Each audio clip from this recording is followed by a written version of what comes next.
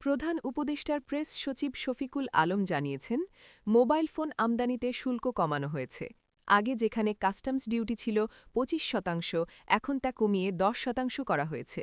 একই সঙ্গে দেশে উৎপাদিত মোবাইল ফোনের ওপর কর ১০% থেকে কমিয়ে ৫% নির্ধারণ করা হয়েছে।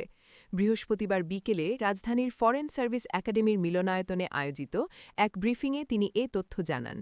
তিনি আশা প্রকাশ করেন, সরকারের এ সিদ্ধান্তে দেশের মোবাইল ফোন শিল্প আরও বিকশিত হবে।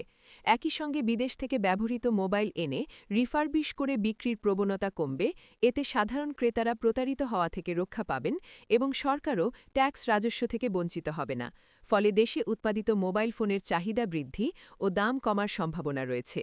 নতুন শিক্ষাবর্ষে বই বিতরণ প্রসঙ্গে প্রেস সচিব আরও জানান, ১৫ই জানুয়ারির মধ্যে সব পাঠ্যপুস্তক শিক্ষার্থীদের হাতে পৌঁছে দেওয়া সম্ভব হবে। ইতোমধ্যে ১২৩টি বইয়ের ত্রুটি সংশোধন করা হয়েছে।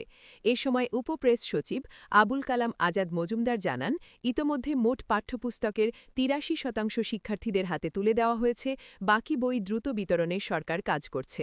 ১২ নিউজ, ঢাকা।